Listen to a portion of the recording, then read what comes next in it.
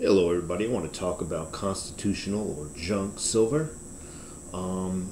It should be a very important part of your silver stack, and I'm going to get into why it's just as important as pure silver in a few minutes here.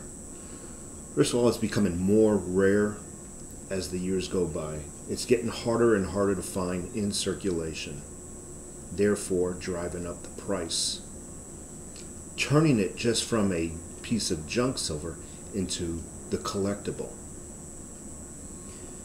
It's more rare than silver bullion. It's just not being created anymore. It's very limited. The silver bullion, they can keep minting and minting and minting.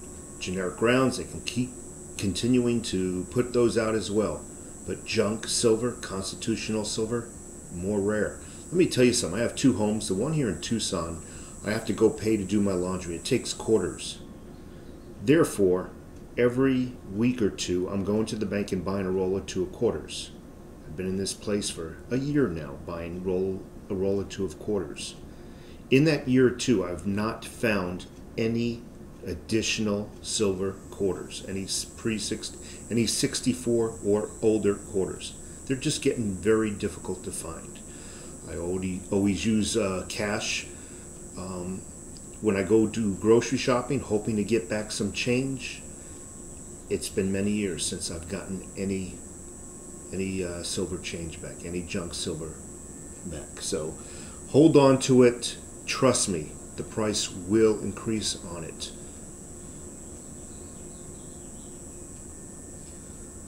Another reason why I like buying silver, junk silver that is I can go to a few other venues where I would be afraid to buy pure silver. For example, eBay. I don't like to buy pure silver, my silver bullion, silver eagles off of eBay. People are counterfeiting those. Nobody's really counterfeiting these. No one's counterfeiting. It's not worth the time to counterfeit a dime or a quarter. It's just not worth it.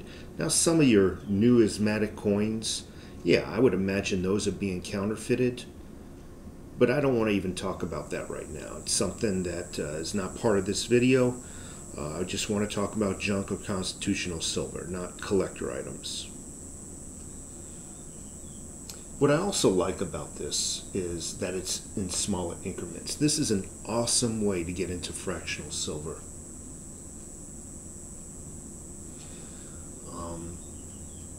It's easier to make change. Imagine, a lot of the silver stackers, we believe silver is going to go to $250, $350. Can you imagine carrying around, let's say, a silver eagle? $350 silver eagle to buy or just trade a simple item? What are you going to do? Are you going to take a pair of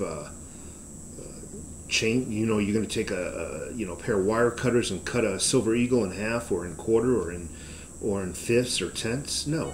That's why it's really good to have a dime, a fractional dime, junk silver dime, because when silver is $300 an ounce, a dime will be more easier to barter with, to do trade with.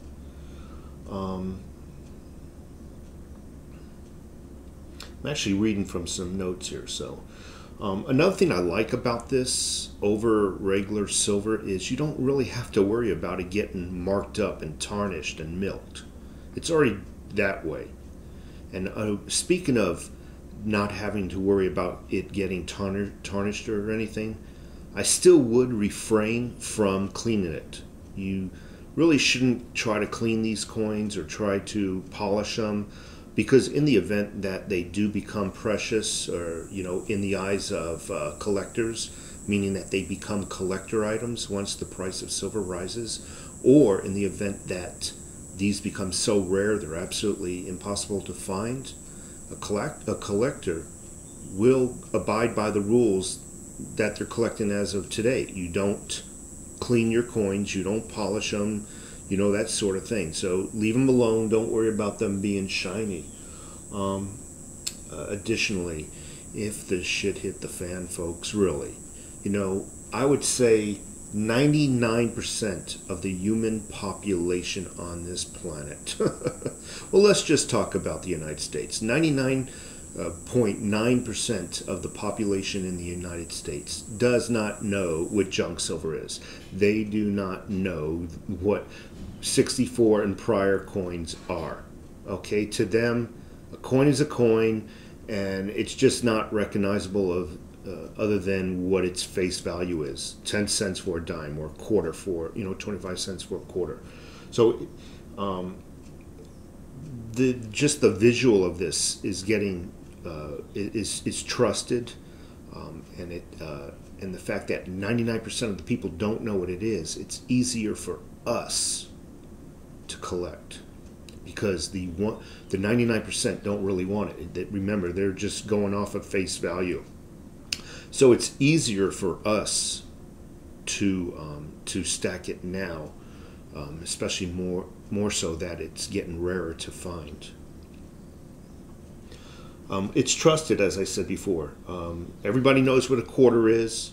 Everybody knows what a dime is. You got to be a complete idiot if you don't know what these are. So they're even more so trusted than, let's say, a round. Does anybody recognize that round right there? If I wanted to trade it.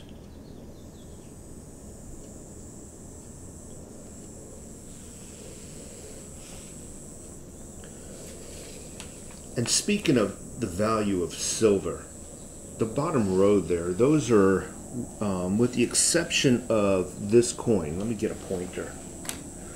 With the exception of this coin, these coins are silver dollars.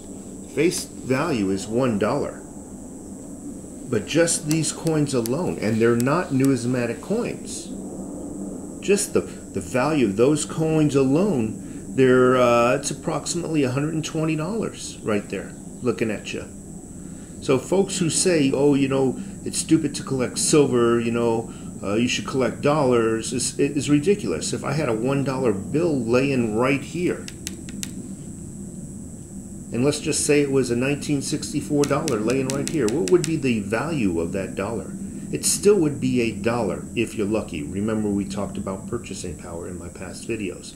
It wouldn't buy $1 worth of goods. That dollar technically is worth just $1. This dollar, by saving it all these years, is worth $23. Each one of these coins is approximately $23 right here in this bottom row, with the exception of this one on the end.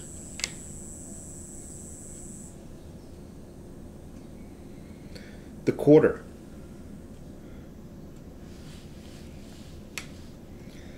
That's worth about $6.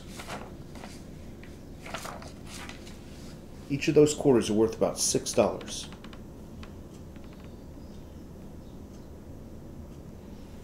That's a 2-cent piece. I'll talk about that later on. Mercury dimes, I just looked them up. They're about $1.20, $1.10 to $1.20, each of those dimes. So who keeps arguing that silver is just not a wise investment? What other investment do you know where the percentage of increase is like 1,000%? It was once worth 10 cents and now worth $120. Eisenhower dimes, the same. They're worth about $1.10 to about $1.20.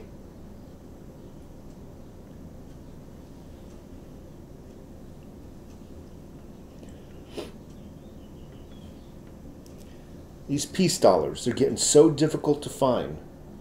And although they're not collector's items now, and everything, this includes everything on this table, the more rare junk silver gets, the more it's going to push these items into the collectible realm. Trust me. I want to talk about a couple of coins I got here on this table.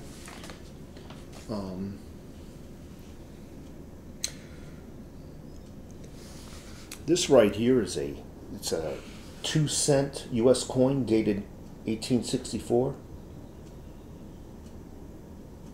It's worth right now, and I really didn't want to put this in here because it's not junk silver, but it is one of my favorite coins here. I mean, just this 2-cent piece is worth approximately $5 to $7. I then want to talk about this coin right here. Another very favorite coin of mine. I was actually gifted this coin, and I'm actually very proud to own it. It's a US 1832 captive bus $50. This one is a numismatic coin, and it's worth approximately $100. This coin alone. I want to read you something about this coin, okay?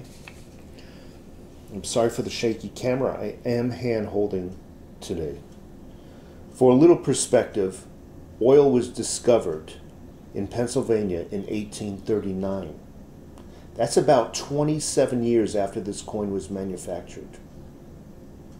The first car was invented around 1885, and the first airplane flew in 1903. Again, this is an 1832 captive bus $50. All of them, all of these coins are worth more than their face value. And are more recognizable than even the Silver Eagle or the Maple Leafs. They're more recognizable than any of your generic fractional silver. Those happen to be those Standing Liberty generic rounds. They're more recognizable than the bars. Everybody knows what a quarter looks like or a dime looks like. Folks, I'm very happy that you tuned into this video. I hope I talked about everything there is to talk about. I'm not into numismatic. I'm really not educated in the collector's edition of coins, so I kind of just glazed over that really quickly. In addition, what I also like about these coins is the fact that you don't have to keep them all protected in tubes and whatnot. Now, granted, it is nice to keep them in tubes, just in case they do turn to collector's editions. And I do believe it. As the rarity of these coins, as they are no longer in circulation, as they become impossible to find, they will turn into collector's coins. And therefore, maybe it is wise to protect their condition in the state that you currently have them in. So if you can, maybe put them in tubes, maybe put them in these paper envelopes. By the way, if you know where to get these paper envelopes, they have a little plastic window on them. Let me know. I would like to buy some. You folks have a great day.